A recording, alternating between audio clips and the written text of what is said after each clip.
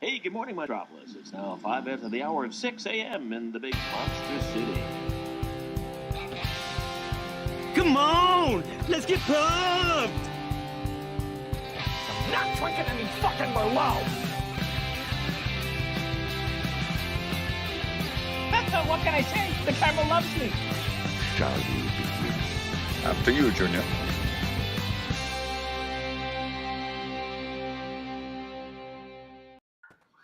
Hey, what's going on, everybody? Welcome back to another episode of Logged It. We're here for episode number 67. We're talking SNL Alums this evening, so movies that star people who were on SNL. I'm your host, Tim Brzakala, for the evening. We got Payson Johnson filling in for Kaleb Boatman. Payson, how you doing? I'm doing great. I didn't know I was filling in for one of the main hosts, but I'm down for the job. Thank you, Tim. You are. That's your job. You helped me with the letterbox page. You're a third host under my impressions. Then we got Kirk here. Kirk, welcome back. I haven't been on the show with you in a minute. How you doing? I'm good. Glad to be here. Glad to be closing out the season. It's been another great one, and happy to be here. And Brooklyn, it's I think last time you were on, we had you on for Guilty Pleasures, I believe, and then I think so. Yeah. I think this is the first time that I'm on here without Joseph Olivas or Garth McMurray. Although Garth was supposed to be here, so my thoughts and prayers go to him and hope that he's feeling well. But yeah, this is always an exciting time in the community. Everything is wrapping up. All the big videos come out. It's just exciting. Yeah, it's really fun for those of us who, are editing said videos. Literally today, I was like, I had a really busy weekend. A lot of family in town and doing some Thanksgiving stuff. And I opened up the YouTube channel today and I went, there's a FANZONE match that comes out in 2 days. I haven't edited it yet. So that was edited tonight when you see that this Thursday. Number one contenders match, Bill Carriola, Brandon Cohen, FANZONE debate. There's my little plug. But like Brooklyn said, and like Kirk said, this is the final episode of Logged It for the year.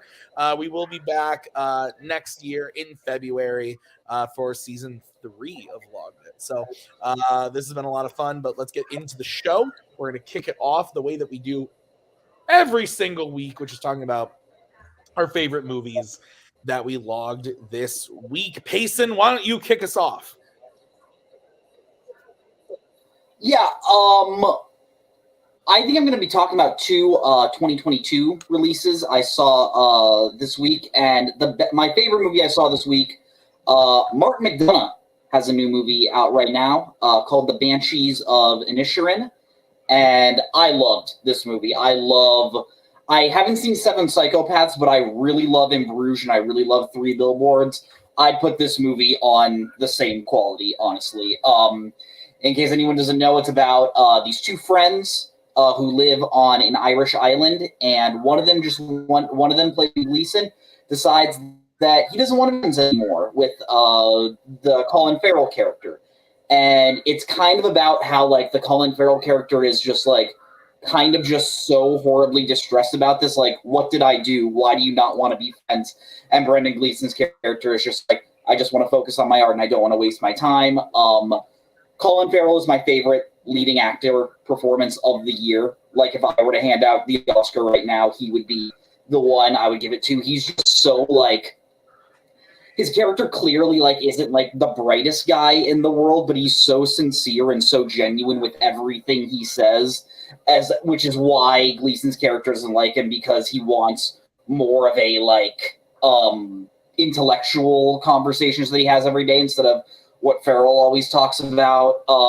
I love how, like, the lighting and, like, the mood of the filming sort of changes, because, like, the first half of this movie is sort of, like, darkly funny, like a lot of McDonagh movies, and then as the movie keeps going on, it gets more dreary and more depressing based on how the psyche of the characters changes. I think Carrie Condon, who plays Colin Farrell's sister, is excellent. Barry Keoghan keeps on, to me, he's one of the best actors, like, new actors working today.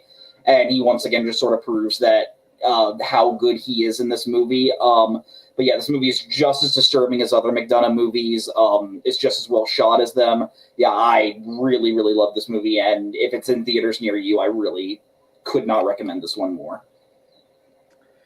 It is not in theaters near me, unfortunately. The closest place is about an hour away, and I just got too busy to go see it. I believe its last day was today at that theater, and so that wasn't going to happen. But the good news is it already got an announcement for a Blu-ray. The Blu-ray is coming out like the week before Christmas.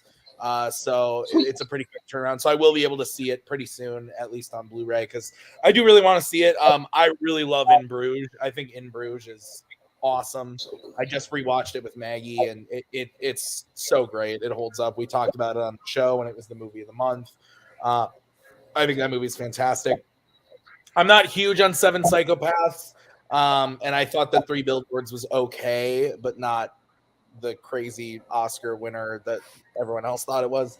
But I'm very excited about this one because, like I said, I loved In Bruges, and those two actors working together with McDonough, I think, is just gold. So I'm very excited to watch this. Kirk, have you seen this one yet? I haven't yet. I've been meaning to. I got some people who want to go to the movies and see it, and I haven't been able to get together with them. Supposed to see it this weekend. Had to go see something else by myself that no one else wanted to see. But I am very much looking forward to it. Are you going to talk about that thing? You're going to see that? Probably not, because it was kind of right in the middle. It wasn't favorite. It wasn't least favorite. What was it? The Menu. Oh, fair. Yeah. Brooklyn, have you seen this one yet? No, have not seen it. Actually, our theater is closed right now for the next 6 months because it got wrecked from a post-tropical storm. There's one that opened up like 40 minutes away, but it's just going to be a zoo. So we got to theater for the first time in a couple of months this weekend over in a neighboring province. But yeah, recent releases are going to be a little bit tough for over the holidays. Yeah, that sucks, man. All right, let's go to Kirk.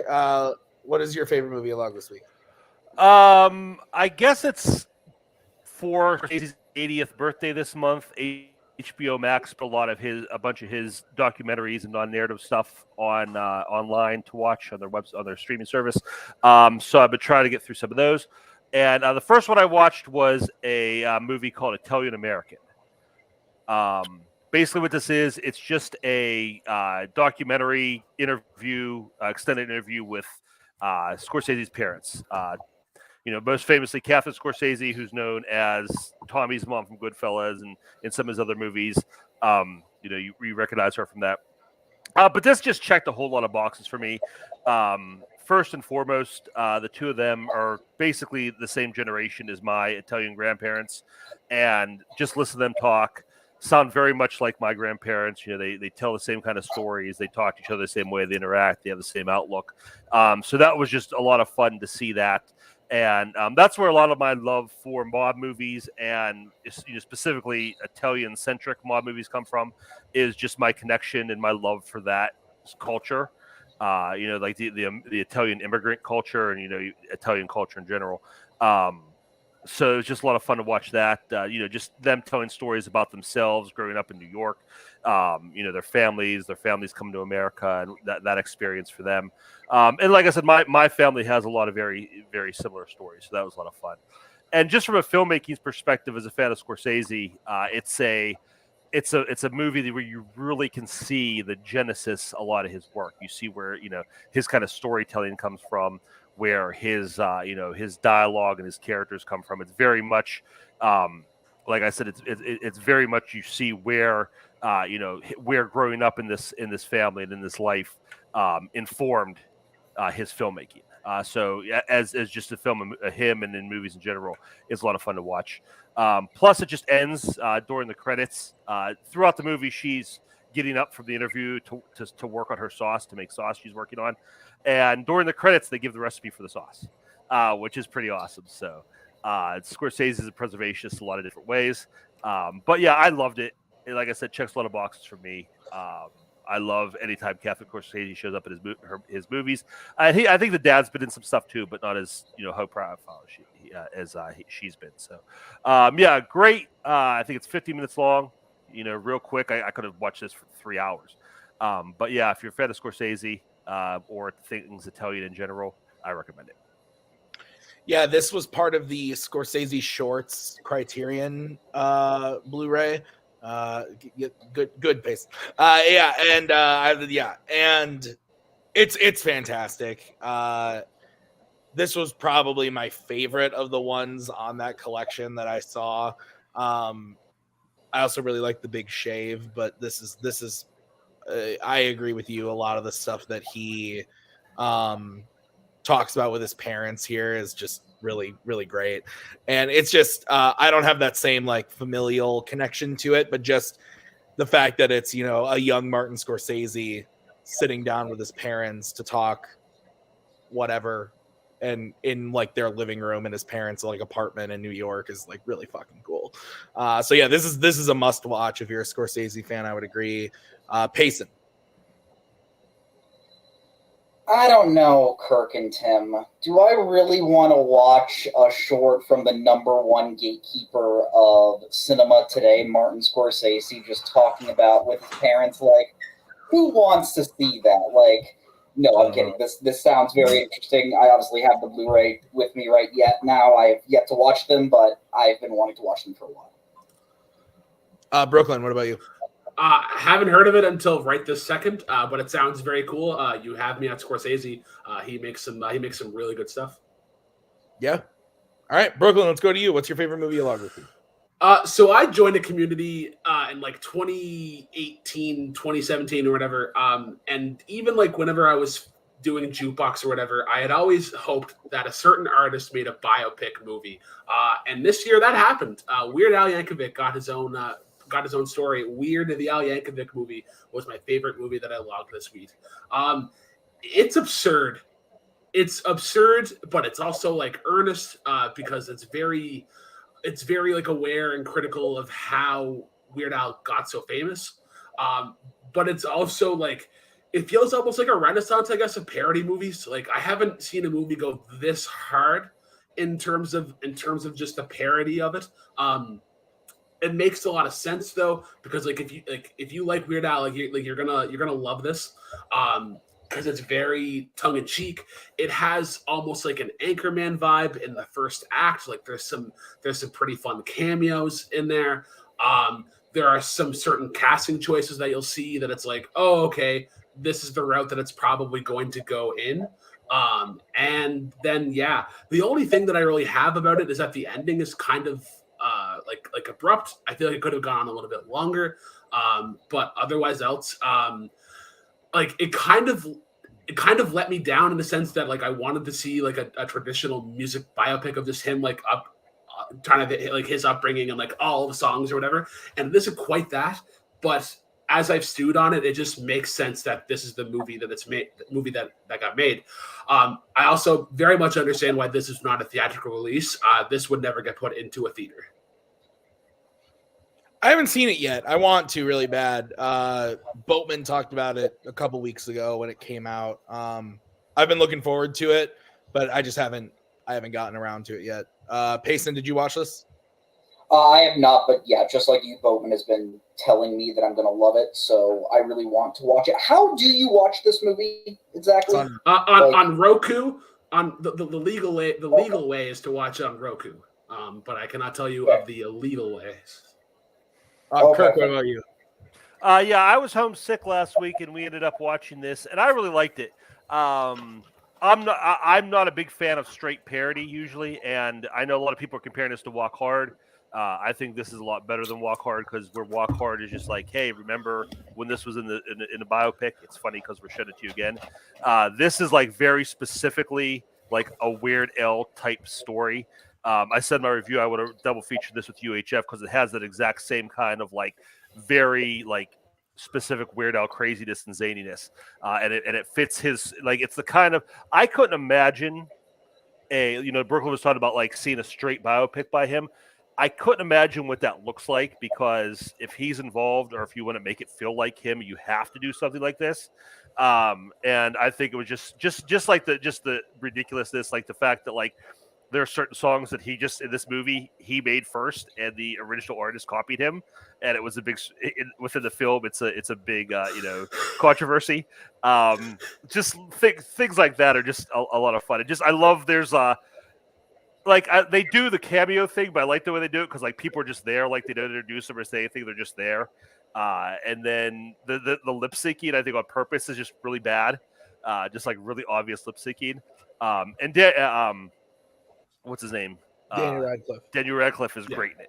I think he just completely captures the spirit of Weird Al and all the stuff they do. So yeah, it was a lot of fun. I enjoyed it. Awesome.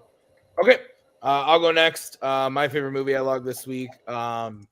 By proxy, it's the only 5-star I gave out this whole week, but it's a great fucking movie, as Mike Hanley would say, is getting prepped for Glass Onion tomorrow night, so I rewatched Knives Out.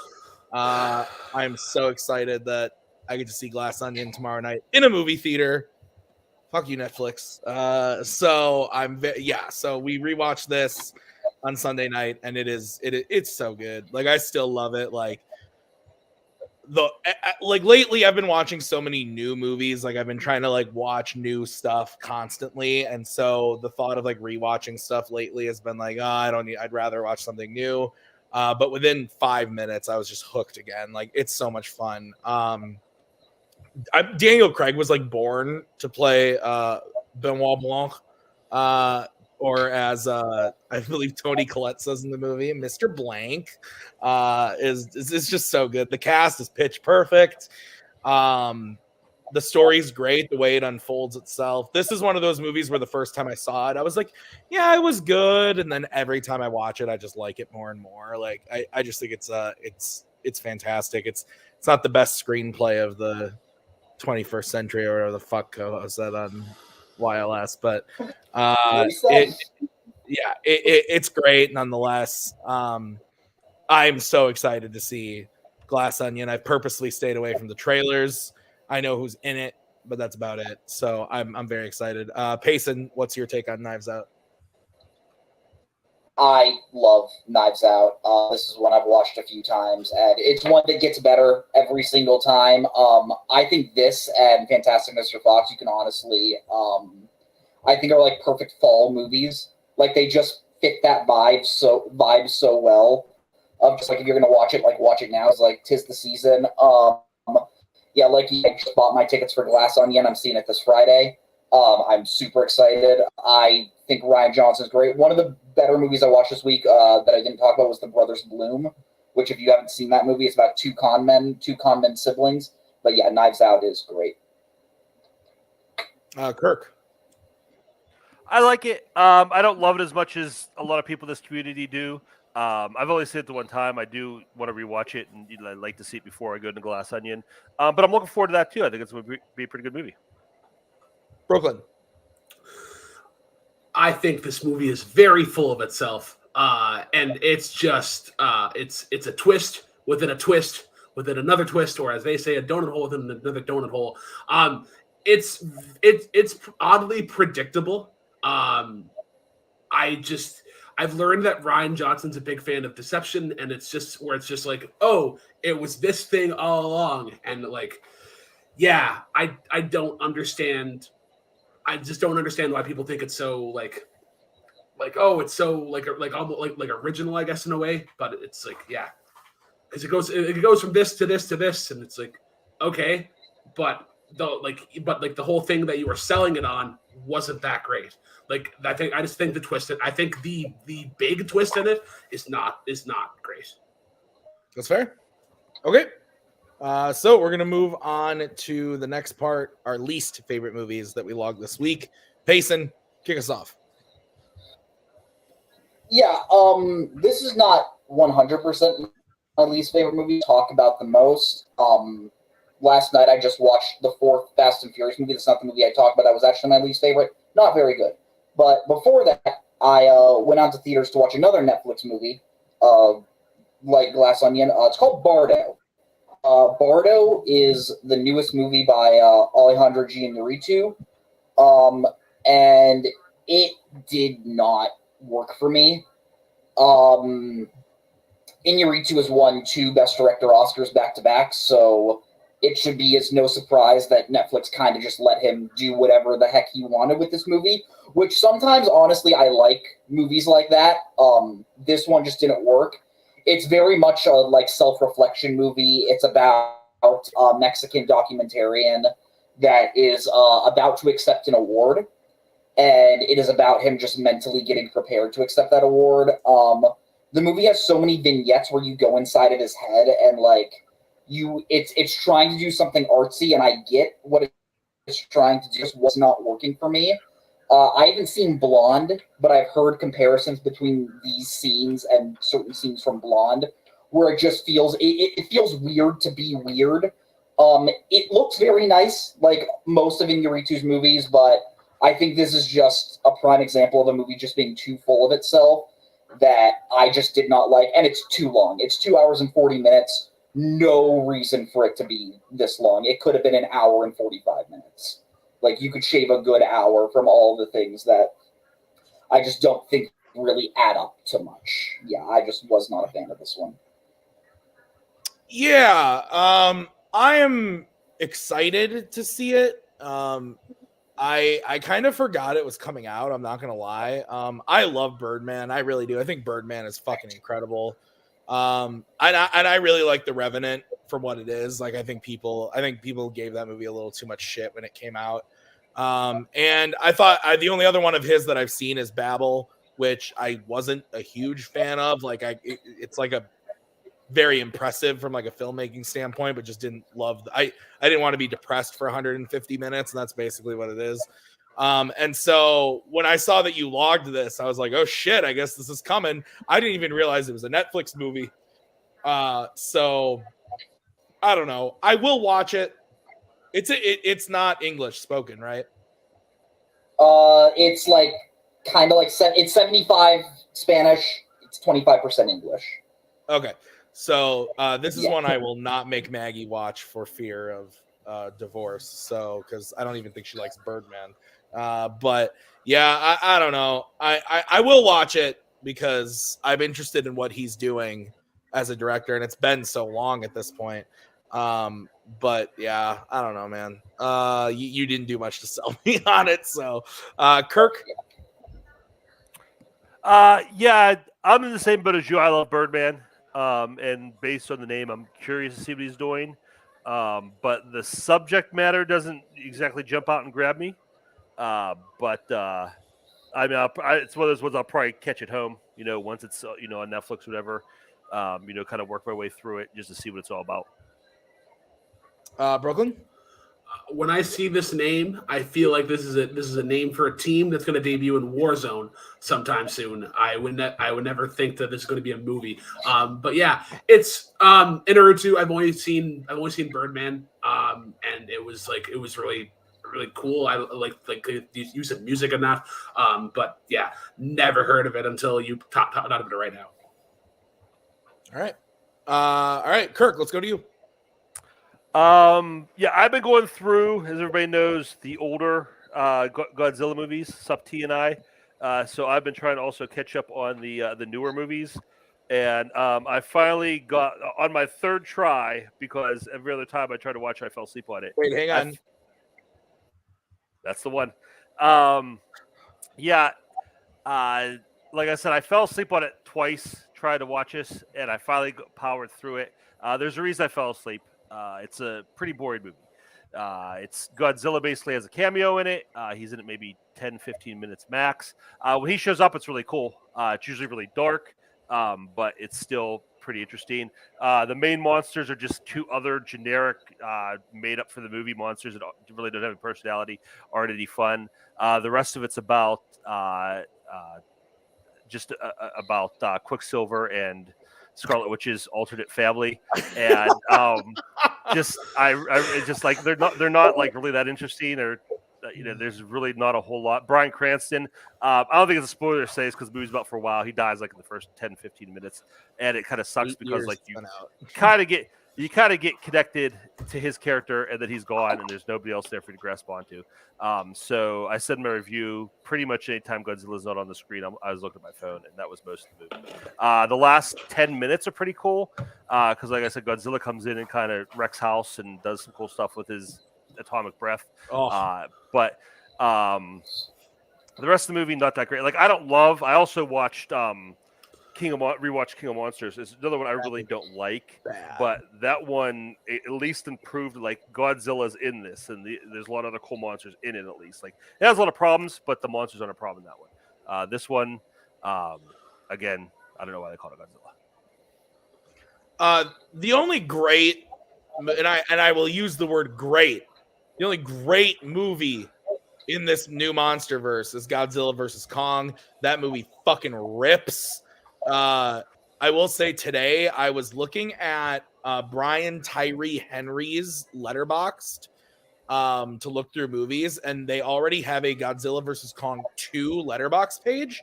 And if you go to it, the poster is King Kong like romantically leaning on Godzilla, and underneath them is this, I would assume, baby of Godzilla and Kong that has like a Godzilla head and like donkey arms and stuff. Really fucking weird. Whoever did that to the letterbox for that movie, my God, go check it out. But anyway, this movie, I have a fun story about it. The first weekend I worked at the movie theater was opening weekend of this movie. And the first customer I helped on the register came up to me and said, I would like a large popcorn and 3 cheese cups. And I said, okay. And he said, now here's what you're going to do. He said, here's what you're going to do. Get me the cheese cups. I got him the cheese cups. And then he's like, I want you to put some popcorn in the bin.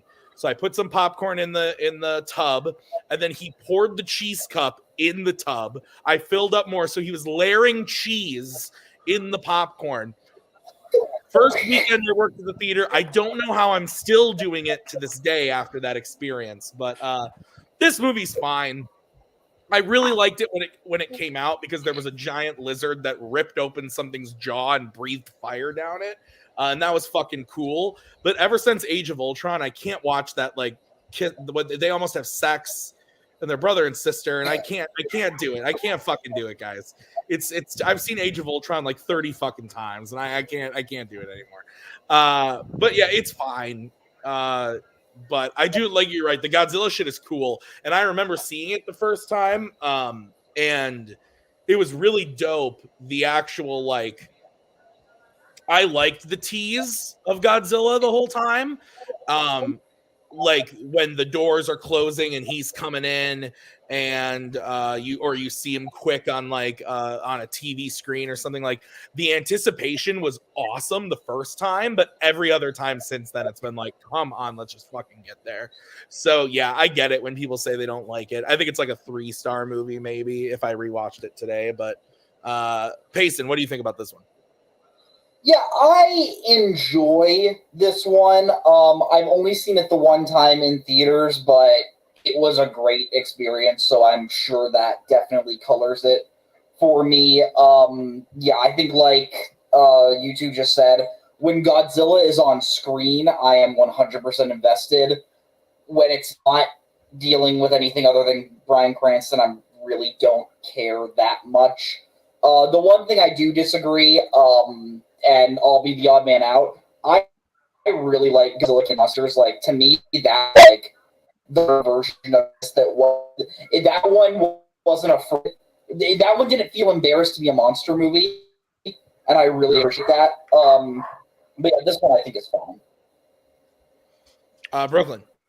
Yeah. So what makes it weird is that, like, sorry, to go off on the Marvel tangent, is that Scarlet Witch, Quicksilver actually have a relationship in one of the universes. Makes it that fucked up. But yeah, I haven't seen this movie. I was sold on Bryan Cranston, and then when it was like, oh, he dies 10 minutes in, because like there's actually a really good channel, Screen Rant, does really good like pitch meetings of various movies. He does one of this, and it's great.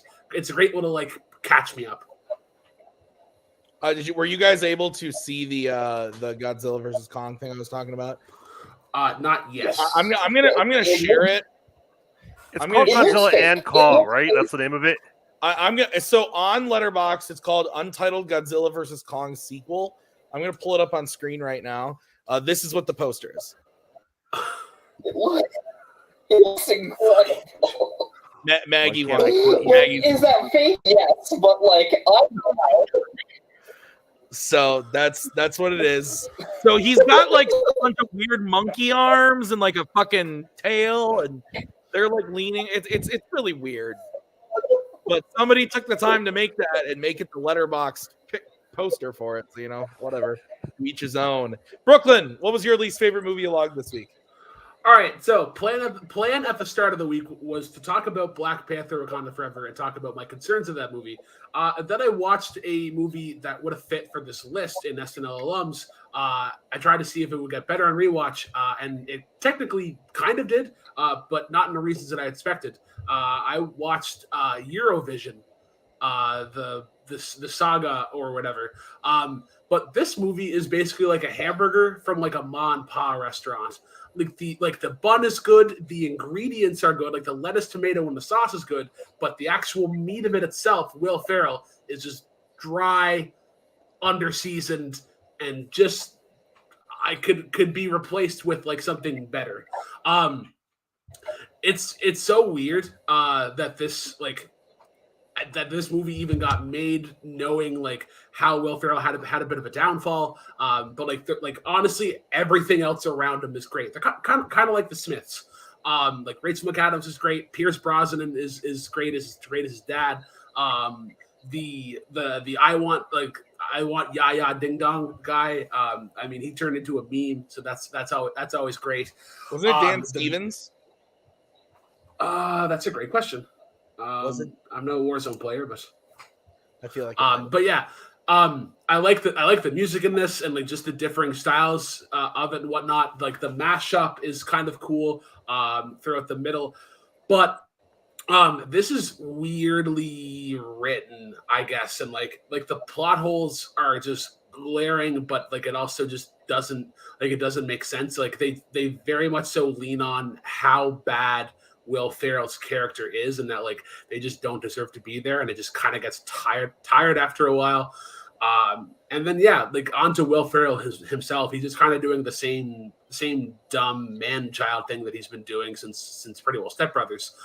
But yeah, I'm glad because of the music and just how fun it was to go back to that. But I would love to see an edit of this where there's no Will Ferrell trying to be funny.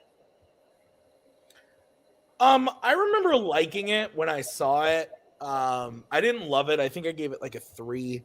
I thought Rachel McAdams was very good. The song in this movie is is it Yasovic or whatever that is at the end is fucking awesome. That song is incredible.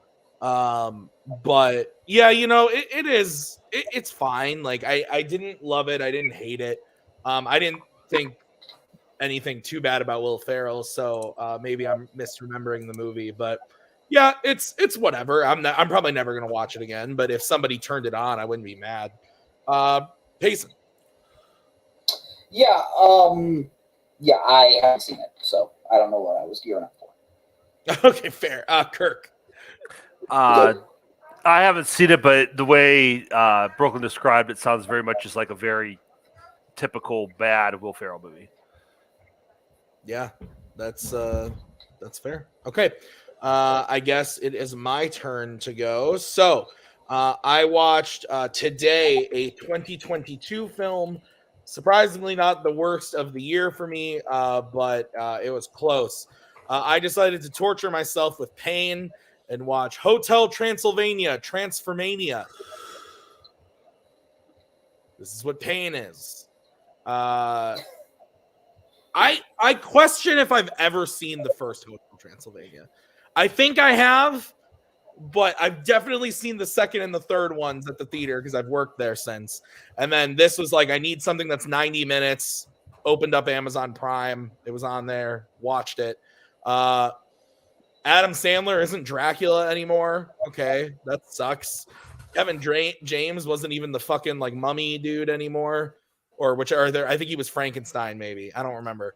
But he wasn't there anymore. It's just weird. Yeah, Basically, the whole shtick is that Van Helsing makes some sort of like thing that turns the monsters into people and the people into monsters. So Andy Samberg becomes a monster and Dracula becomes a human, and hijinks ensue. And I did not crack a smile once. And I actually liked the third one. I thought Summer Vacation was fun. Like, I remember seeing that movie in the theater with Maggie, and we had a decent time watching it. Like, it was entertaining, and this was just pain. Not funny. Does nothing new. Bad animated family movie. Bad shit. Payson, have you watched this? I have not. I did not hear great things. Kirk. I have not seen it. I've seen the first three, and they get worse as they go along. So no one in the family showed any real interest in see this one, so I just kind of kept my mouth shut about it. That's fair. Brooklyn, what about you? I have not seen it. This is Amazon Prime exclusive, correct? If I'm not Yes, it was supposed to be in theaters, but then they canceled it and put it on Amazon. Yeah. These kind of movies remind me that COVID was a thing and that people were isolated and that celebrities needed to make money. It's like, hey, do you want to do some voice acting? And there was like just a fuck ton of animated movies that came out during this time, and this is one of them. Yep. All right. That's gonna do it for our least favorite movies that we logged this week. So we are going to. Sup T says you watched it. I didn't watch it. They must have watched it without me. Oh. Thankfully, I appreciate them keeping me not involved. There. I was not there. I'd never seen this movie. All right. So maybe you were in the room, but you were watching Goodfellas on your laptop. My phone You're watching Goodfellas on your laptop, yeah. While everyone else is watching Transformania. All right, so we're gonna move on That happens a lot. to our topic for the night, SNL alums. Payson, I want you to kick us off for this. Yeah, so Brooklyn talked about what he would be a bad movie. I'm going to talk about one of my favorite ones. We're coming in close to Christmas time. It's maybe my favorite Christmas movie, not the best, but my personal favorite. I love Elf. I think Elf is so much fun. This was the first major starring role he had when he left SNL. And I think once this came out, I think everyone realized, oh, this guy can absolutely lead comedies. I think Will Ferrell is so good as Buddy the Elf. He's so endearing. He's so charming. Just every little thing he does. World's greatest cup of coffee, guys. You finally did it. I'm so proud of you. I just love moments like that. The movie just screams Christmas. Like every single frame of this movie just gets me into the holiday spirit. I love the little relationship he has with Jovi. The end of the movie ending with everyone just singing carols. Rest in peace to the great James Caan. Just done with everything in this movie and him slowly realizing joy. I love Elf. Also, rest in peace to Bob Newhart, I believe, right? Bob Newhart passed away. I could be. Is Bob Newhart alive? I'm not. I think Bob Newhart's dead. I think that's the thing. Every year, I think when me and my family watch this movie, we're always like, "Man, we miss Bob Newhart," and then we realize he's still alive. Bob Newhart is still alive. He's 93 years old. Oh my god, 93 years old. I thought he was dead too. Well, sorry, Bob Newhart, wherever you are. No, this movie's great. I just watched on Netflix The Movies That Made Us. 3 seasons. They go through a bunch of really famous pop culture icon movies, and they did a few holiday episodes. This was one of them, and the making of is really, really interesting. There was a while where they were shooting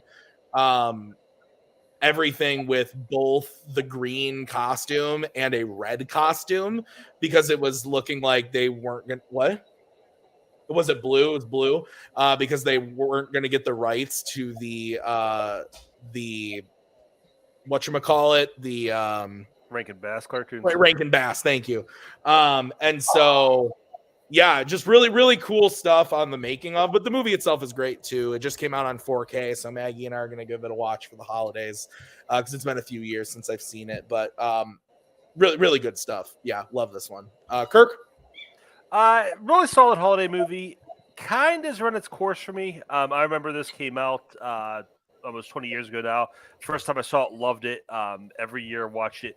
Past couple years, though, just it's kind of been one of those ones where it's like, oh, it's December 27th. We didn't watch Elf, and no one really, noticed. So it's not a bad movie, and I totally understand if you love it and you watch it. And I don't dislike it. If it's on, if it's on basic cable and I'm sitting there, I'm going to probably sit through it. But it's not hasn't been a real go-to for me the past couple years. Brooklyn, what about you? Yeah, this is turned into a Christmas classic in less than 20 years. This one that's thrown on every year. It's Jon Favreau, so it's always been a plus for me.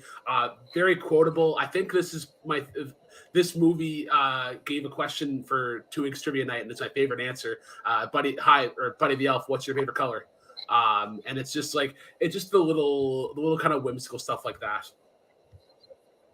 Oh, and sorry, also what Garth is saying, that scene with Will and Zoe singing in the bathroom, say what you will about the song, but I think that was just very, very sweet. I would agree. All right, Kirk, let's go to you. Okay. Ironically, and I guess it's a good time of year for it, I'm also going to go with a Christmas movie. This is a go-to every year Christmas movie for me. Scrooge, starring Bill Murray. I love this movie. I think this is really just a great use of Bill Murray's type of style of comedy, and as we're learning more things about the real Bill Murray, this may not be as fictional as we think it is, but it's a great character. It's just a great update. It's one of my favorite versions of Christmas Carol. I love how they update the industrial revolution British age of the original and turn it into 80s media. And it has this real Verhoeven vibe to it, where it just completely just takes everything good out of the holiday and just completely commercializes it. And then kind of learning through that and using the TV special as kind of the backdrop for the whole thing. The supporting cast is great. Buster Poindexter as the ghost of Christmas Past, who also has SNL connection. He was the band leader back in the 80s. He plays the cab driver, Ghost of Christmas Past, so good. Carol Kane, just, as Christmas present, just beating the crap out of Bill Murray. So much great physical comedy. Karen Allen plays the girlfriend, she plays kind of the one that got away, and she's so good in this. Directed by Richard Donner, who also did Superman. If you listen to anything behind the scenes or commentary about with Donner on Superman, he talks about how much he loved Margot Kidder, and that shows the way he shoots her in those movies. And he kind of shoots Karen Allen the same way, where you kind of fall in love with her the way Bill Murray did, just by the way they she just when she shows up and how she shows up and how she shot. So just a great Christmas movie. They kind of split Bob Cratchit up into two different characters, and I think it's done really well. The Tiny Tim's really good. So yeah, I love this movie. Again, this is what I watch every Christmas, and I think it's underseen and underrated. Yeah, I know I saw this when I was younger, but I haven't seen it in years. So it's definitely one I need to rewatch because I do like variations on the story, the Christmas Carol story.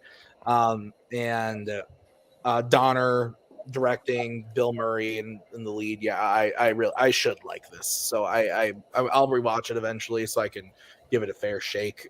Payson? Yeah, I love this one just as much as Kirk. I think this is an excellent adaptation of the Christmas Carol story. Kirk mentioned her. Carol Kane, to me, is her scenes are hilarious as the Ghost of Christmas Present. That's always a fun character to do, and I think the way how this movie portrays her is great. One of my favorite bits of this movie, and it's not, maybe it was intentional, maybe it's not, but when they flash back to the past and you see 18-year-old Bill Murray, Bill Murray's supposed to be playing an 18-year-old, and they don't even try to make him look younger. They just put long hair in a ponytail, and I just think that's hilarious. And I would put up there with George Bailey running down when he saying good morning everyone. I would put Bill Murray's final speech on the broadcast of saying like this is what Christmas means up there with how emotional I get with that scene. Brooklyn. Haven't gotten around to this one. All right, fair. All right, Brooklyn, let's go to you. Okay, yeah, I'll go with this one. When I think of SNL, I think of the great '90s runs and just the stacked actors. We talked about some of them already: Will Ferrell, Adam Sandler.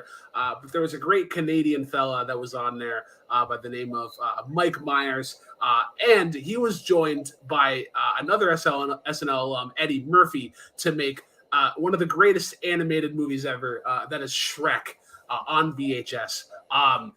You forget that sometimes like I did not realize that this fit into the criteria until about a couple hours before the show. But it's awesome. Like we were talking about parody earlier, and it's kind of like a parody satire of Disney and just kind of like the overlords that they can be at time. Lord Farquaad as an adult is a fantabulous name because it is the way that you could say fuckwad without actually saying that. But I love all the little characters in this are great. And I just like the fairy tale-ism, it kind of brings it like it's familiar and close in that sense where you're not having to introduce like this entirely like unique story with all of these characters. Like obviously you have Shrek and Donkey and like Fiona and Lord Farquaad and the rest of them. But just great scenes. Like I quote, "Do you know the Muffin Man?" Probably every month, just for my own health. But I mean, it's one of the great debates in this community: Shrek on VHS or Shrek 2 on DVD, and I pick Shrek on VHS. I pick both films on 4K personally, but it's funny because the Shrek 2 came out on 4K today, and I watched it today, which is funny. I love this movie, though. I think at the end of the day, I do like this one more because I like the story of Shrek just, becoming being able to love and all that gooey ooey stuff, and Donkey and the beginnings of the relationships. Shrek 2, I think, is the funnier movie. I think there's more laughs to be had in Shrek 2, but I like Shrek 1 the most, and it's just a really great comedy, and it absolutely fits the criteria. So great shit. Payson. I think this is a great choice. I am a Shrek 2 over Shrek guy, but I do still think the first Shrek is great. And yeah, picking this as an SNL alum really makes sense because, in my opinion, Eddie Murphy kind of steals the movie. And so does Mike Myers. What am I talking about? I'm an idiot. So you have two great SNL performances in there. And yeah, just all-time iconic soundtracks. Like you got I'm on My Way. You have All-Star. You have Bad Reputation. Great movie. Do a meme episode. That would be funny. I agree with you, Sub T. Yeah, I agree with Sub T. That's a good topic idea. Do it movies where there are popular memes. I like that. I like that idea. We could get Spider-Man on there. There's lots of stuff. Okay, Kirk, Shrek. What do you think? When I saw that Brooklyn was going to be on the episode today, I knew we were going to get a Mike Myers movie, and I feel bad because I'm not a big Mike Myers fan. But I'm glad he picked this one because there's much worse he could have picked. That said, I don't love Shrek. I was a little older when this came out, so I didn't have like the childhood connection to it. And by the time I had seen it, it had been kind of like memed out and everything. So, not the animated movie for me. Fair. Definitely shouldn't have won the Oscar over Monsters Inc. That's what it'd be, right? Yep. I agree with that. Trust. All right, I'll go next. I'm gonna go for a bit of an obscure one, but I'm not a huge SNL person, so like I've never like watched the show religiously or anything. Like I know who SNL people are because like I might see clips on YouTube. So like I actually had to do a bit of digging to be like, okay, what really qualifies for this? Had no idea this person was on SNL. that leads this movie. No clue, but I love the movie, and I saw that he was on SNL, and I said, we're going for it. It's 2017's Brigsby Bear. I doubt anyone has seen this unless Kirk gave a nod, so Kirk might have seen it. This was my like number 2 or 3 favorite movie of 2017. Really, really tiny movie. If you haven't seen it, highly recommend it. I don't want to give too much away from the get-go because this movie like blew my mind when I saw it, and it's genuinely heartfelt, very funny. Kyle Mooney is the actor who's on SNL, I guess, and I think he's also a writer. But basically, the general concept is that going into it is that like, and what the trailers told you. If you don't watch the trailers, just watch the movie. But what I knew about it going into it was that basically Mark Hamill plays Kyle Mooney's dad, and they live in like an underground bunker. They can't go outside for some reason. And his favorite like character is this character called Brigsby Bear. It's basically like a Barney-esque character that he watches the videotapes of. It's an educational thing. And the movie gets complicated from there, but that's like the setup. And you should watch it because it's perfect. I really, really love this movie. I saw it in the theater with Maggie and like wept like the whole 90 minutes.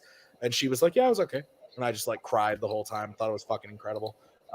So great movie. Definitely check it out. But like I said, I don't want to spoil anything because I don't think a lot of people have seen it. But it is definitely worth watching. Has a lot of good surprises in it. And it's honestly, there's a lot about filmmaking and film in it.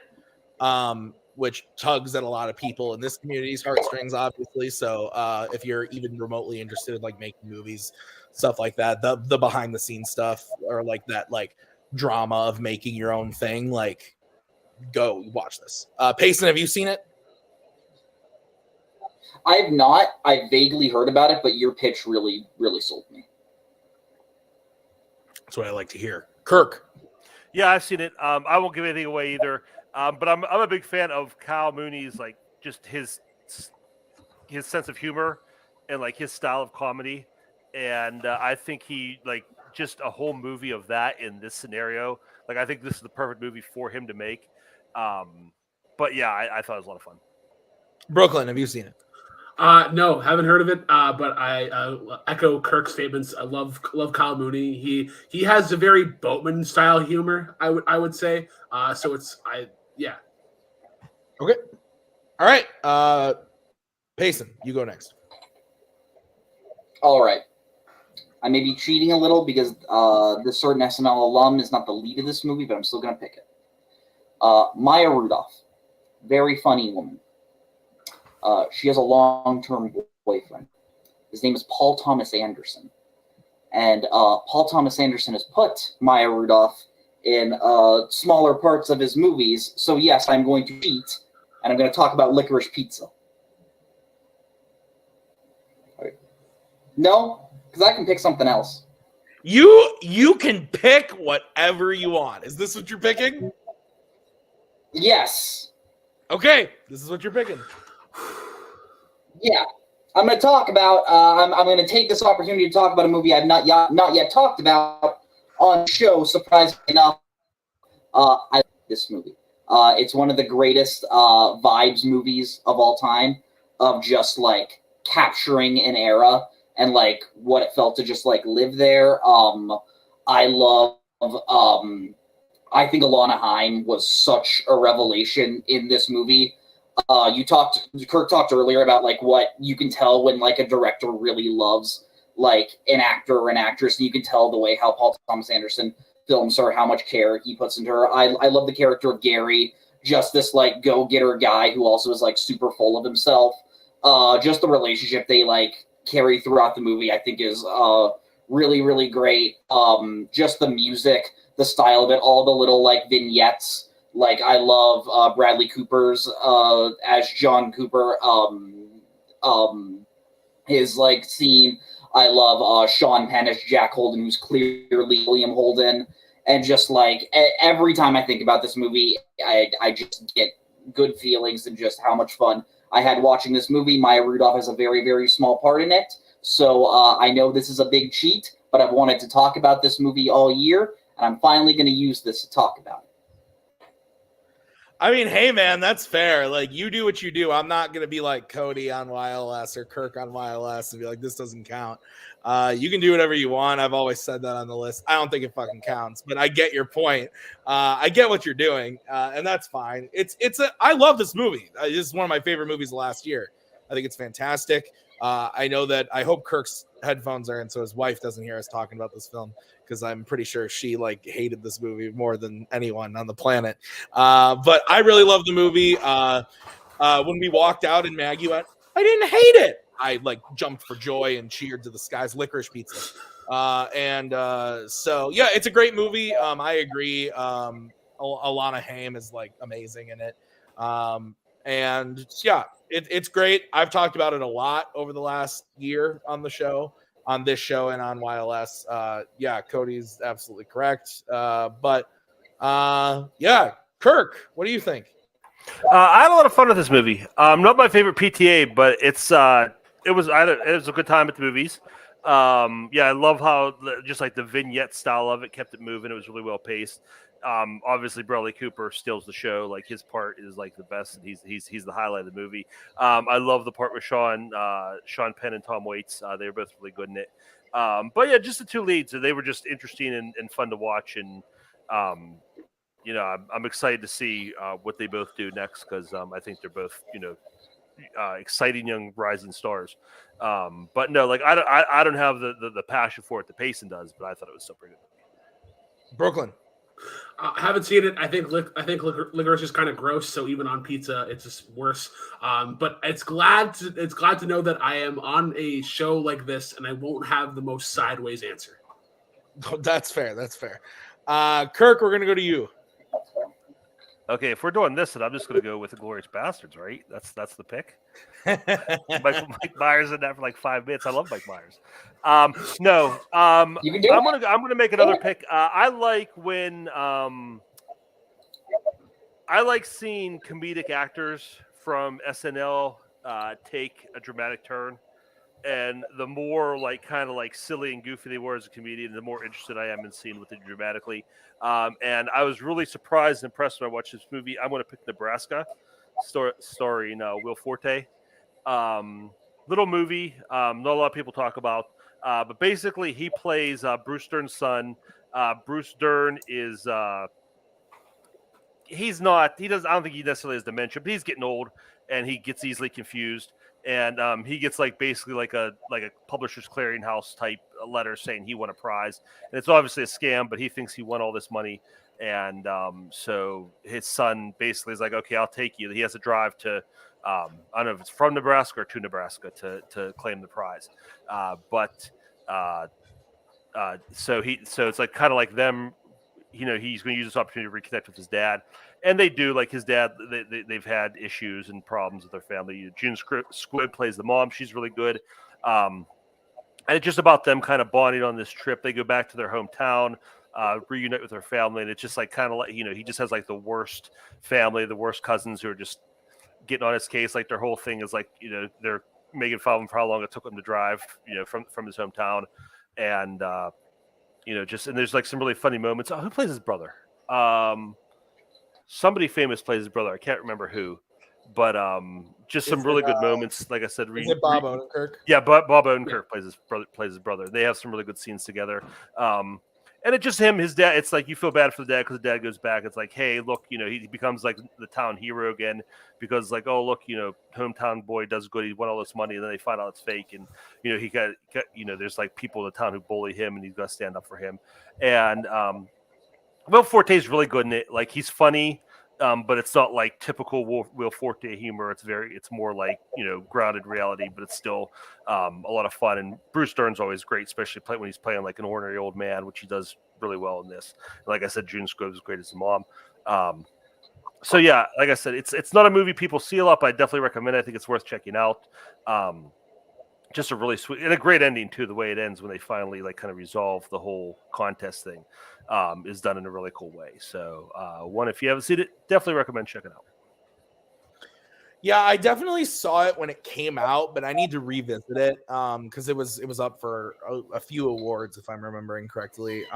And so I'm not huge on Alexander Payne. Like I liked The Descendants. I haven't seen Sideways, which is a big blind spot of mine. And I absolutely hated Downsizing. I think that movie is a fucking travesty. So like I haven't had much of a reason to go back to the ones that I have seen, but maybe I do need to give it a rewatch because everybody who has logged it on Letterboxd, it seems to have liked it quite a bit. So, Payson, what do you think of this one? Yeah, I haven't seen it. I'm 2 for 3 on the Alexander Payne I've seen. I love Sideways, Election. Downsizing makes me wish I was downsized and someone could step on me. But I actually heard this movie's really good, and I do want to watch it. Brooklyn. Yeah, the only reason that I know of this movie's existence is hearing it on the Oscar night that it was on. But yeah, is this also in black and white? Yes. Yes. Yeah. Okay. Yeah, it is. And I will say too, like it doesn't feel super Alexander Payne-y. So if you're not a big fan of him, don't let that hold you back. It doesn't have like it's not like I would say it's like a trademark Alexander Payne movie. There you go.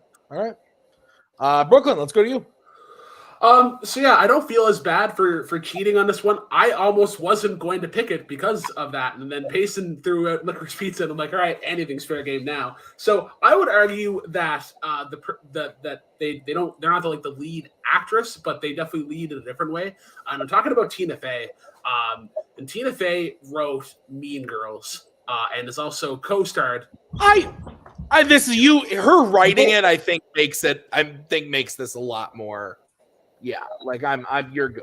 Let's also show the proper respect to Tim Meadows, please.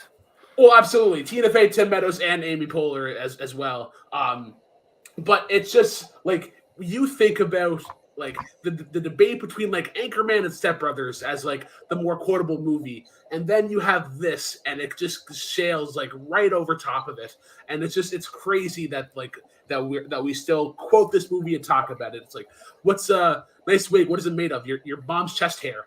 Just like those sharp little quips like that, I think is great. Like Lindsay Lohan is the lead in this and is literally being carried by Tina Fey's script, I think, for a lot of it.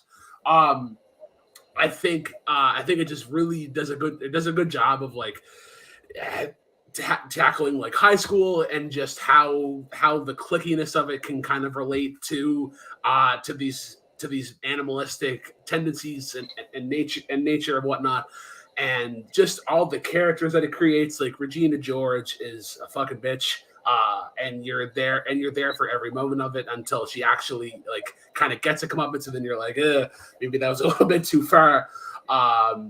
But like Amanda Seyfried is great in this. Friggin' like Lacey Chabert as like the like kind of like the pretentious, entitled like daughter of a business mogul, like the toaster strudels. I think it was that they were behind. But yeah, I think now I consider this like an under talked about movie. But back like I think like in the early 2010s or whatever, this was more highly praised. I love that this came out the same year as The Notebook, and that Rachel McAdams just like had a crazy year, but she plays like high school. Like, are they seniors in this movie or are they juniors? They are. Yeah, they're seniors because it all ends at like with like prom and stuff. Yeah. So the fact that like she was in both of those movies at like the same time is very funny to me. But yeah, no, I really like this movie. I didn't grow up with it. Like it came out and I was watching like Anchorman and those movies, and I wasn't watching this one, but I saw it when it came out. I liked it.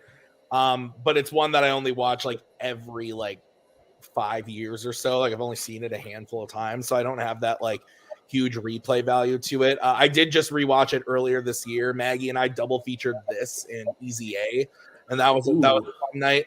But yeah, it's really good. It's very entertaining. The script is fantastic. My favorite line, which I put in my review, was, do you want to do something fun? Do you want to go to Taco Bell? Like, I love that. That makes me laugh. But yeah, it's a great movie. Very enjoyable. Payson, what do you think? It's like I have ESPN or something. No, this movie I think is great. Taylor showed it to me for the first time this year, and I had a lot of fun. I think the whole cast is great all around. I think Amanda Seyfried may be playing my favorite role in the movie. She's just so dumb, but she's so funny with every line she says. Like Kirk said, respect to Tim Meadows. He's giving, like, just, I should cancel the prom. Unfortunately, we already paid the band. So just, like, coming in every line, Lizzie Kaplan, I think, is great. It really just sort of, like, really, like, heightens the high school, like, nature of like how people cannibalize themselves in order to be like popular. But no, I think this movie is really, really funny, really heartfelt, and I said in my review, I still stand by it. The second best high school 2004 comedy released in 2004. I don't know what else. What is the other one? Napoleon Dynamite. Napoleon Dynamite. Oh, fair. Yeah, I'm with you on that. Kirk. Yeah, I don't think this is as big a stretch as Brooklyn seems to think it is. I think there's a lot of SNL reputationists or representationists, and I think it's Tina Fey's script that set this movie apart. It's very easily could just be any other generic, crappy teenage movie that's kind of written from the perspective of the teenagers, has that like limited scope to it.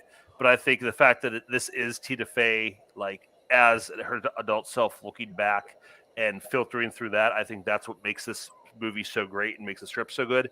But yeah, I think I agree with Payson. I think it's second to Napoleon Dynamite, but that's a high bar. So I'm definitely not say anything bad about the movie when I say that.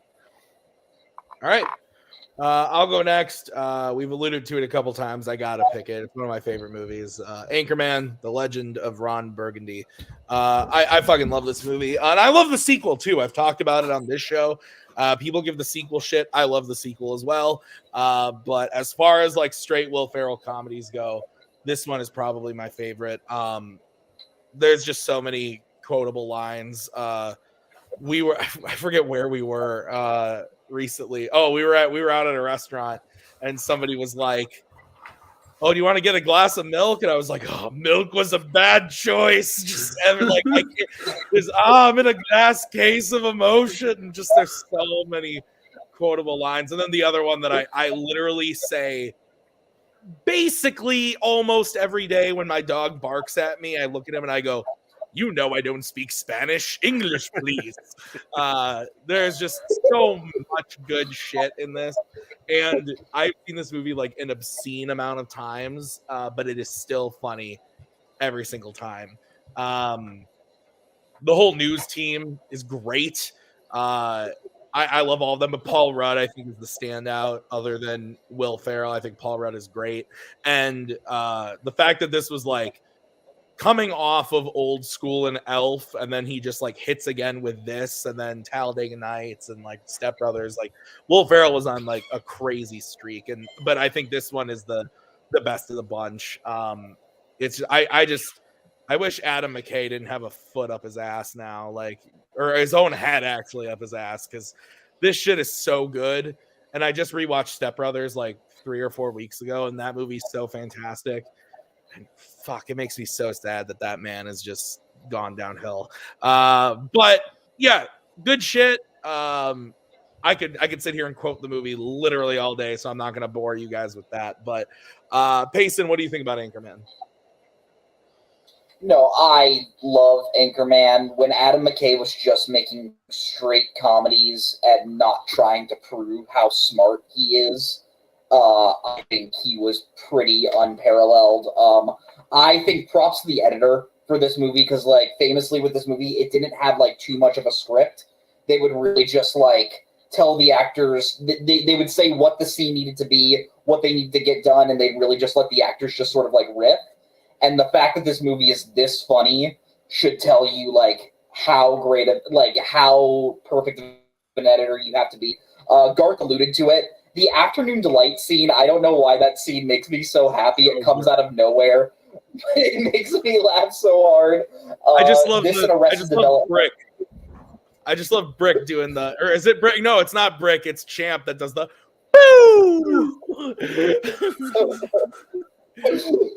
But yeah, I love Steve Carell as Brick. Paul Rudd as Brian Fantana. Is it what is it? 65% of the time it works. 50% of the time. 50% of the time. It's great. Every time, yeah, just so funny. Christina Applegate is great. When I was a kid, because I want to say I watched the movie when I was like 14 or 15, which was around the time my parents were letting me see like slightly edgier movies. My parents were a little more strict, and I just thought the "Go fuck yourself, San Diego" moment was one of the funniest things I had ever seen. My mom got a little mad as to how funny I thought it was, and my dad didn't care. But no, I think this is a great pick. The other great Paul Rudd line during that is, or it's not even him, but he sprays the cologne on, and and then Will goes, "That smells like pure gasoline." Like just the sex panther. It's got bits of real panther in it. Kirk, what do you think? Yeah, I love this movie, and I think it's a testament to the strength of this character when you think about it. We're like, almost 20 years later, and they did the sequel. He did the podcast. Like, he's kind of done everything he can to run this character in the ground. But when you watch this movie, it's still hilarious. It's still such a good character. And like you said, all the ad lib stuff. Like, I love that opening scene where they're just like cutting clips of it before him going to the air. It's like, What's your name? Lanolin? Lanolin? Like the sheep's wool? Yeah, just like little things like that. Just so many throwaway lines, like Audrey, my hair looks like hell. Bushling. No, but yeah, the ensemble is so great. The four of them together. Christina Applegate, I don't think gets enough credit for hanging with them. Like, she's just funny, so and I mean, she's riffing just as much as they are. But yeah, I think it's just a great. Even like the supporting cast, Fred Willard, Chris Parnell. Fred Willard's little subplot with his son. He's his son watching German pornography and shooting flaming arrows and everything. It's just such a great little thing. It's you haven't. I'm sorry, sister. But just so many great moments like that, like the big heavy jokes are funny, but they're just constantly peppered in. Like every second, there's just like a little throwaway something to make you laugh. But no, I wasn't going to bring this up because I've talked about it a lot, and I didn't want to. I want to talk about some new stuff, but I'm glad you brought it up because it definitely deserves to be on any kind of list like this. The Human Torch was denied a bank loan. Brooklyn. I'm Ron Burgundy. God damn it! Who put the question mark on a teleprompter? Yeah, I was going to mention Fred Willard, great Canadian, R.I.P. He is like he's like the one straight face in that movie. He kind of has to like push everything along, but have that genuine smile that he always has. I think the quotes that I always go back to are "I'm not even mad, I'm impressed." I'm not even mad, I'm impressed. Yeah, and the other one is "You look like a blueberry."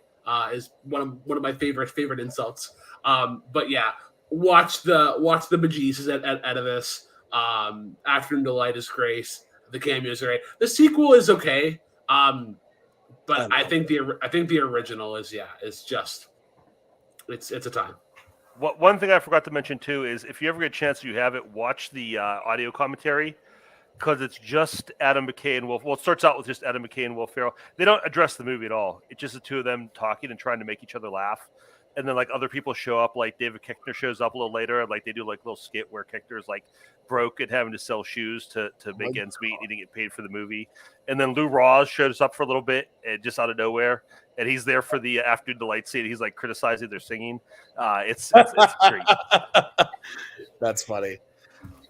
Oh my god! All right, great fucking movie. If you haven't seen Anchorman, like, what are you doing with your life? Watch it. Okay, so we got 2 spots left. Who wants to throw out another one? I'll take one. Okay, go ahead, Kirk. Somebody who was back in the 90s, back in the 80s, there's like some really weird people who were on SNL for like a season or maybe like a season and a half and just came and went. And like you look back now, you're like, oh yeah, they were on SNL. One of those people was Randy Quaid. And so I'm going to go with The Last Detail. It's a Jack Nicholson movie where Jack Nicholson and his partner, Randy Quaid's been court-martialed. They're in the Navy. He's been court-martialed. He's basically a kleptomaniac. He got busted for stealing, so he's being taken to jail. And it's them taking him on and I forget who plays Jack Nicholson's partner, but the two of them basically decide, hey, we get this time, off base, we get to travel, we get to take his kid. Let's show him a good time. He's going to be in jail for like 10 years or something like that. Let's, he's like an 18, he's real young. He's like 18, 20 years old. Let's just show him a good time. And it's just them going through, they go to New York, they go to Washington, D.C.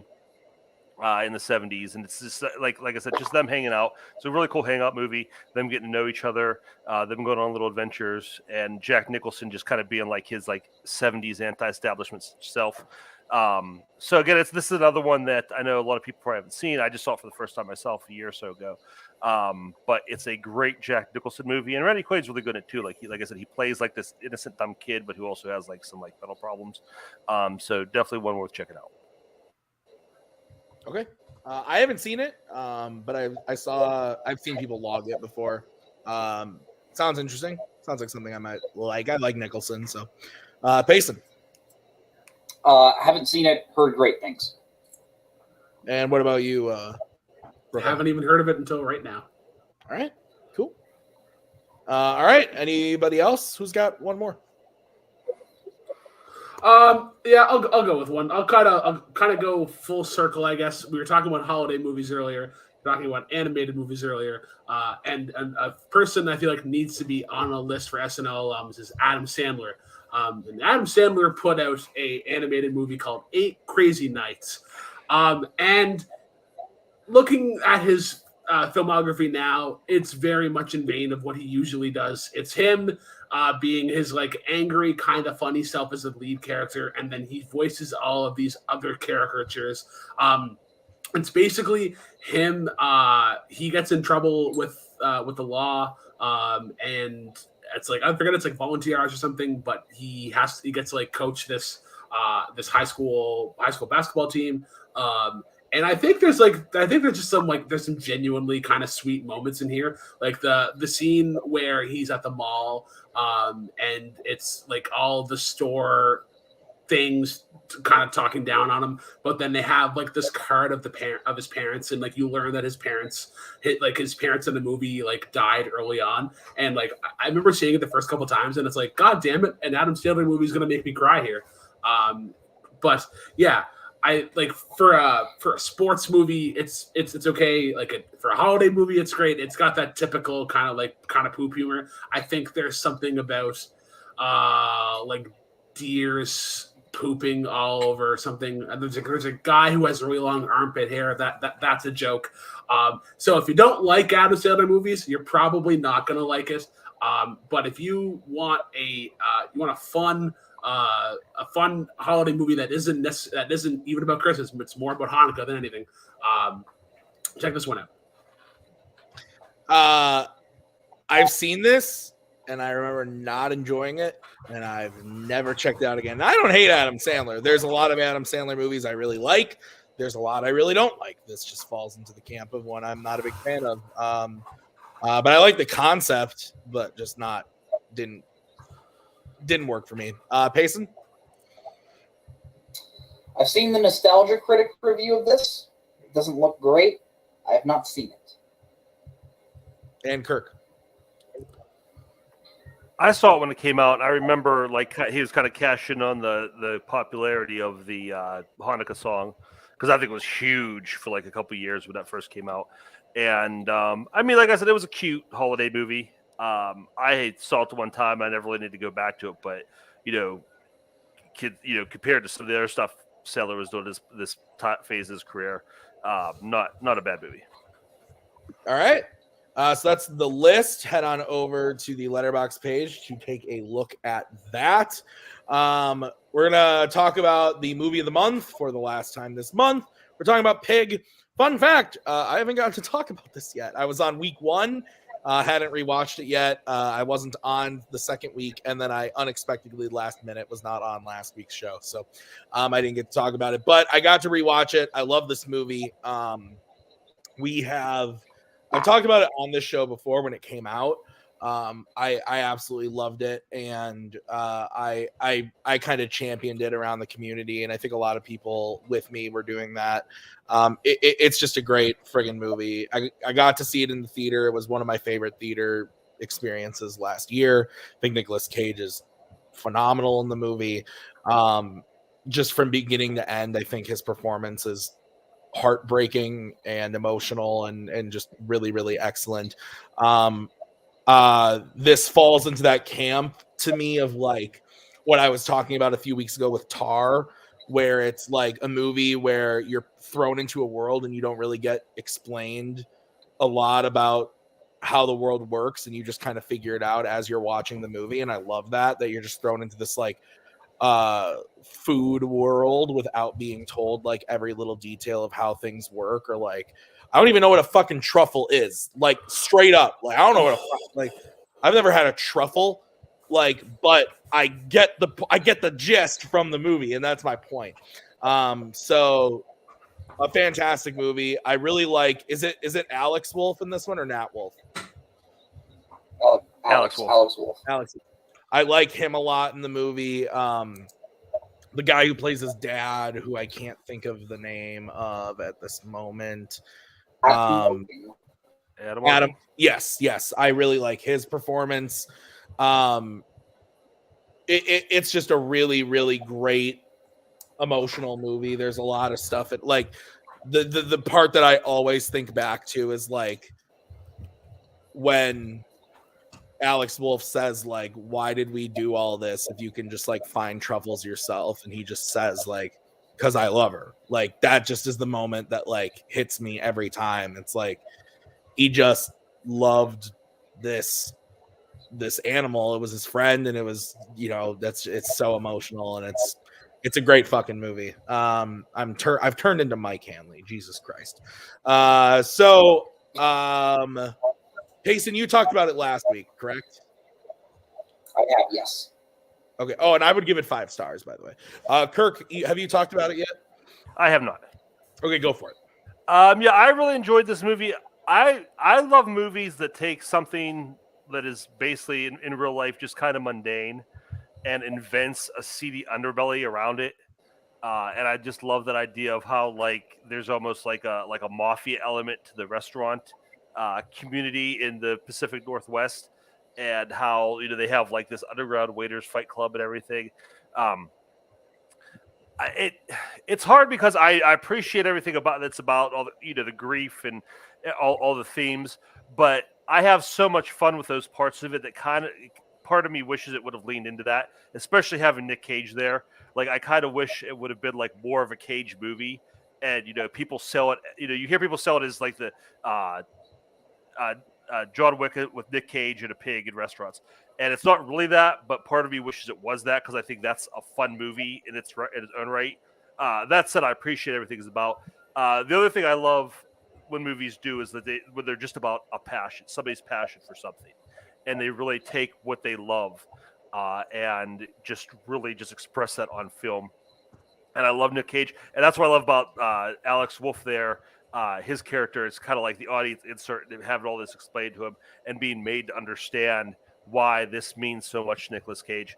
And just his character arc, Alex Wolff's, and the relationship with his relationship with his dad, and you know the ending of the movie, and how it ties back into the mother, and the grief they're dealing with, and the grief that Nicolas Cage is dealing with. So yeah, it's a really solid movie. Like I said, I'm torn on it because I like everything it's about, but I wish there was a separate movie that was about those other things too. What would you give it, Kirk? I think I gave it 3.5. Okay, Brooklyn. So yeah, I've for the first time being on Logged It, I've seen the movie of the month. So before we get into anything, truffles are a very expensive mushroom that is used heavily in fine dining. The price of black truffle right now is $398 a pound. If you wanted to get one the size of a golf ball, it's about $40. So it is a very lucrative industry if you can get into it. But I did like this movie. The things that I really liked about it is that as you go through Nick Cage's adventure, you see all these restaurants, and like a lot of it's like we owe a debt to you for what you've done, and I really like that relationship because that's very accurate in a way. In the way the restaurants have a relationship with their producers, and like just making sure that you get the best stuff possible. What I don't like about this is more so my own kind of opinions, like in restaurants in general. So like the second scene, like when the chef is there and talking about like, oh, well, like your truffles are the big thing around this new menu for the winter. And like, I got so annoyed with that because like right now in fine dining, like truffles are used excessively to the point where it's like you're almost just there for truffles. You're not really there to explore anything else. I didn't like the ending of it, I guess, but I'd also I'd like to see it again on a rewatch. I found it was like, okay, he died, and then you're just kind of like sitting there accepting it, and like it definitely makes sense. But I don't know. I'm weird with movies that I just kind of like, I almost want that like resolve, that happy ending. Yeah. But otherwise else, a great food movie that shows the truffles you don't fuck with them. You don't fuck with pigs that can sniff out hundreds, if not thousands of dollars. And what would you give it, Brooklyn? I would give this a 3. Okay. All right. Good shit. So, guys, that is it for Logged It for the rest of the year. So no poll, no nothing for the movie of the month yet. We'll be back in January with polls and stuff and topics for probably the first few months of the year. So I'm very excited for that. I want to thank everybody who was on the show this year. We've had some really great episodes, just like looking through the lists and the movies of the month and stuff. We've talked about a bunch of crazy shit. Like we started the year talking about disaster movies. That was 9 months ago. And that was, just a lot of fun where like we talked about that shit. And then we've done remakes, soundtracks, romance. We've done best actors and actresses working today. We did 3 guilty pleasure episodes. Like we've just had a lot of fun this season. And so I want to thank you guys for watching. And we'll be back next time. And also tomorrow night, YLS Top 100 Scenes continues. Kirk, how far are you guys into the show? Actually, we're taking off tomorrow night because of the holiday. We will be back next week with into the top 30. Top 30. You Americans celebrating Thanksgiving a month late. Like, just get it over with on October, and then you have all this time to focus on. Well, I mean, remember it's on November 11th, but then Christmas. That's fair. So they'll be back next week for top 30. So then they'll close that out the next 3 weeks. So originally we had this planned, so we were all ending around the same time. But you YLS people, no, I'm just kidding. So be sure to check that out. And then, like I said, we got a number 1 contenders match in FanZone coming up this week. We also have a lot of fandom and Warzone stuff coming up as we head into the final act and Game of Factions. So lots of good shit coming up. Be on the lookout. We'll see you guys real soon with more stuff. Thank you guys for watching all year long. We'll see you next year. Bye. In case I don't see you, good afternoon, good evening.